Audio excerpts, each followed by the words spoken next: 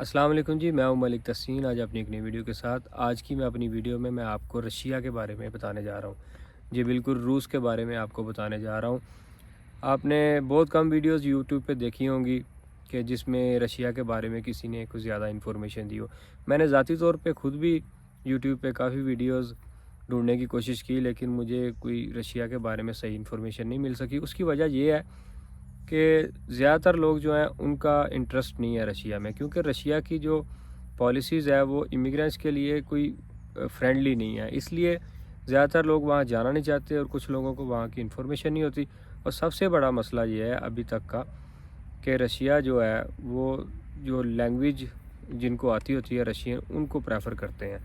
इनकी पॉलिसीज़ जो हैं वो समझ लें कि इमिग्रेंट्स के लिए फ्रेंडली नहीं है, इसलिए लोग भी वहाँ जाना पसंद नहीं करते और वो भी लोगों को इनवाइट नहीं कर रहे थे। लेकिन अभी 2024 में रशियन जो प्रेसिडेंट है पुतिन, उनकी तरफ से बयान आया है कि वो इन दुनिया को इनवाइट करना चाहते हैं। जिस तरह यूरोप के कंट्रीज़, अमेरिका, कनाडा, पूरी वर्ल्ड के लोगों को इनवाइट करते हैं, मुख्तलिफ उनकी पॉलिसीज़ होती हैं वीज़ा की, इसी तरह रशिया भी अपना प्रोग्राम शुरू करने जा रहा है, जिसमें उन्होंने ये बात को बिल्कुल ख़त्म कर दिया है कि अगर आप रशियन नहीं है या रशियन लैंग्वेज आपको नहीं आती तो आप यहाँ पे नहीं आ सकते। ऐसी बात अब ख़त्म हो चुकी है। अब आप अगर रशियन आपको नहीं आती तो फिर भी आपके पास ऐसे वो प्रोग्राम लेके आए हैं कि जिससे आप वहाँ जाके वहाँ की पीआर हासिल कर सकते हैं बड़ी आसानी से।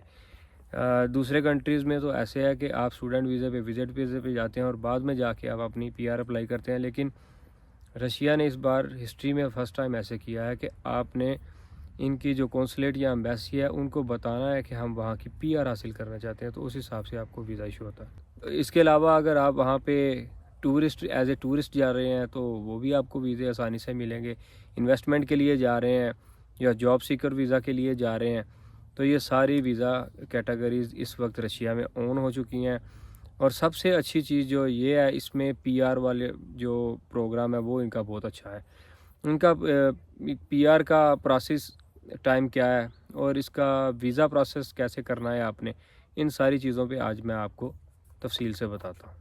जब आप रशिया के लिए अप्लाई करेंगे और आप उन्हें बताएंगे कि मैं जाके रशिया की पीआर हासिल करना चाहता हूँ, तो वो आपको वीज़ा इशू करते हैं, जिस पे आप वहाँ पे जाते हैं और आपको 3 साल में पीआर मिल जाती है। पहले 2 साल में आपको टीआरसी कार्ड मिलता है, टेम्परेरी रेजिडेंसी। उसके बाद आपने खुद डिसाइड करना होता है, ये ऑटो पे नहीं होता, ये आपने खुद डिसाइड करना होता है कि अब हम पीआर के लिए जाना चाहते हैं कि नहीं। तो फिर आपने पीआर अप्लाई करनी होती है, तीसरे साल में जाके आपको वहाँ की पीआर मिल जाती है। तो ये बड़ा इजी प्रोसेस है पीआर हासिल करने का रशिया की।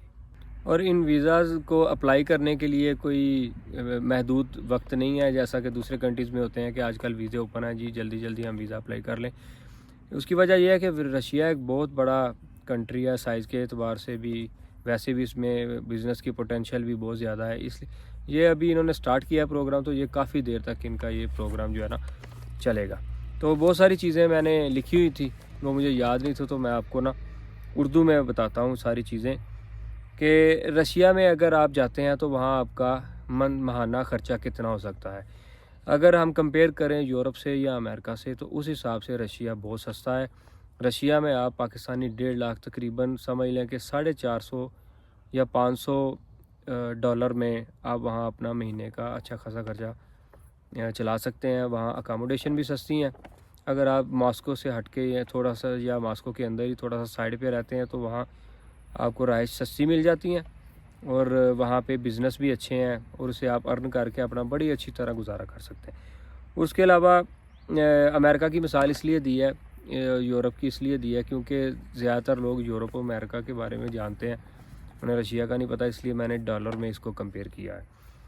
और ये जब आप वीज़ा अप्लाई करते हैं तो ये 20 वर्किंग डेज़ इसका प्रोसेसिंग टाइम होता है, जिसमें ये आपसे कुछ डॉक्यूमेंट्स रिक्वायर करते हैं, जिसमें आपका मेडिकल टेस्ट HIV का जो होता है मेडिकल रिपोर्ट वो नेगेटिव में होनी चाहिए, वो आपने साथ लगाना होता है।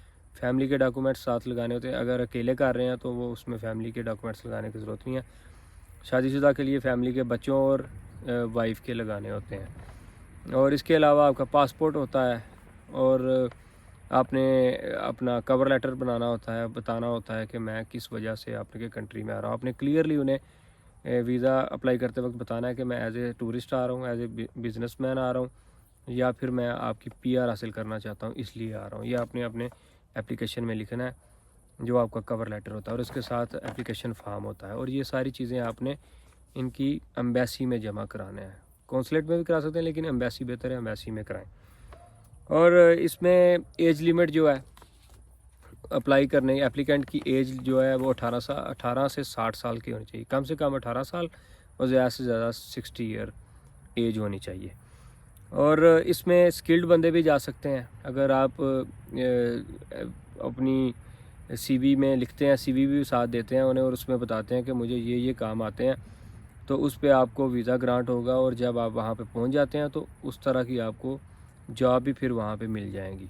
लेकिन इसमें यह है कि आपने अप्लाई करते वक्त क्लियरली उन्हें हर चीज़ बतानी है कि मैं इस पर्पज़ के लिए आपके कंट्री में जा रहा हूँ। और सोवियत यूनियन के जो कंट्रीज़ हैं, जैसे आपने सुना होगा कि किर्गिस्तान, उज़्बेकिस्तान, अज़रबैजान, अगर आपका तल्लुक़ किसी तरीके से इन कंट्री से है या आप यहाँ से हैं, तो तब भी आप जा सकते हैं बड़ी आसानी से, और सारी फैसिलिटीज़ जाके ले सकते हैं जैसे दूसरे लेते हैं। आपको पता है कि जब इनके कंट्रीज़ ये एक दूसरे से अलहदा हो गए थे तो इनमें कुछ इख्तलाफात भी आ गए थे, लेकिन अब ये सारी चीज़ें बदल चुकी हैं। और अगर आपका तल्लुक़ इन कंट्री से या आप इन कंट्रीज़ में रह रहे हैं, तो तब भी आप रशिया का वीज़ा लेके वहाँ पे जा सकते हैं।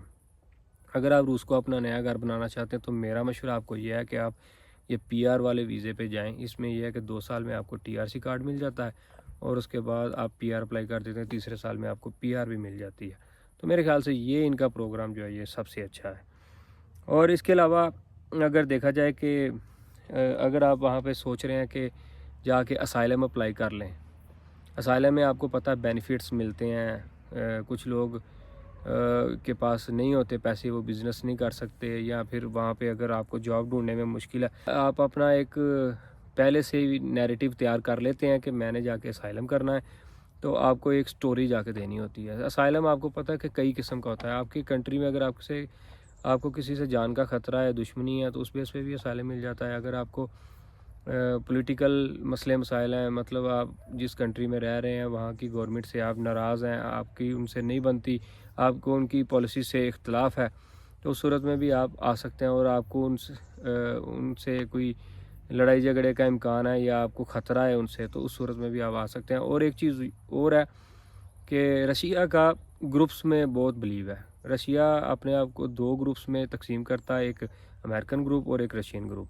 और अगर आप वहाँ जाके मगरिब के एंटी बताते हैं कि मुझे मगरिब की पॉलिसी से इख्तलाफ है, या अमेरिका के बारे में कुछ उल्टा सीधा बताते हैं, तो उससे जो है रशिया हो सकता है उसमें भी आपको असाइलम दे दे। ये सारी चीज़ें होती हैं असाइलम में। और वीज़ा कैटेगरीज़ काफ़ी किस्म की हैं वहाँ पे। जॉब सीकर वीज़ा पे जा सकते हैं, विज़िट वीज़ा पे जा सकते हैं, बिज़नेस वीज़ा पे जा सकते हैं, और इनका जो प्रोग्राम है पीआर वाला उसमें भी जा सकते हैं। और रशिया मेरे ख़्याल से इस वक्त गुड चॉइस है, क्योंकि आपको पता है अगर आप यूरोप या अमेरिका में चले भी जाते हैं तो आपके डॉक्यूमेंट्स सालों साल तक नहीं बनते। वहाँ पे फ्यूचर तो बेहतर है, लेकिन वहाँ पहुँचना भी मुश्किल है, पहुँच के डॉक्यूमेंट्स तैयार करना भी मुश्किल है। तो इस वक्त जो रशिया है, इसकी जो फ्रेंडली इमिग्रेशन पॉलिसी है जो नई नई आई है, तो इससे ज़रूर फ़ायदा उठाना चाहिए। सबसे बेहतर चीज़ ये है कि जब आप यहाँ पे चले जाते हैं रशिया में, 2 साल का आपको टीआरसी मिल जाता है, तो इन 2 सालों में आपको रशिया में आपने मज़ीद फ्यूचर में रहना कि नहीं, ये डिसाइड करने का अच्छा खासा मौका मिल जाता है, क्योंकि 2 साल बहुत अरसा होता है। इसमें आप जान जाते हैं अगर आपको ये सारी चीज़ें पसंद आ जाएँ रशिया में, वहाँ के मामलात, वहाँ की एजुकेशन, वहाँ के सारे निज़ाम, तो फिर आप अप्लाई कर लें। अगर आपको पसंद नहीं आया तो आप इसको क्विट कर सकते हैं। और इन 2 सालों में आप ऐसा नहीं कि अपनी जेब से खर्च करेंगे, आप वहाँ महंगाई कम है, आप पैसे कमा सकते हैं, वहाँ पे रह सकते हैं और सेविंग भी कर सकते हैं। ये सारी चीज़ें हैं। अगर आपने ज़हन बना लिया रशिया जाने का, तो आपको सारे डॉक्यूमेंट्स अपने तैयार करने होंगे। डॉक्यूमेंट्स मैं डिस्क्रिप्शन में बता दूँगा। सारे डॉक्यूमेंट्स तैयार करके आपने एम्बेसी में जाना होता है और अपनी वहाँ पे एप्लीकेशन मतलब दरख्वास्त दे देनी होती है वीज़े के लिए। तो ये सारा सिंपल सा प्रोसीजर होता है। इस वक्त जो पीआर वाला काम है वो वर्ल्ड में चंद ही कंट्रीज़ ऐसे हैं जिन्होंने ये प्रोग्राम शुरू किया हुआ है। तो मेरा मशवरा है कि आप इसका ज़रूर अप्लाई करें। और एक चीज़ और भी जान लें, आपको ये पता होनी चाहिए कि जब आप रशिया की PR हासिल कर सकते हैं तो किन कंट्रीज़ में आपकी बाद में एक्सेस हो सकती है, ये आपने गूगल पे खुद सर्च करना है।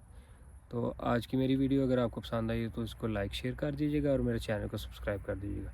तो मिलते हैं इंशाल्लाह नेक्स्ट वीडियो में। अल्लाह हाफ़िज़।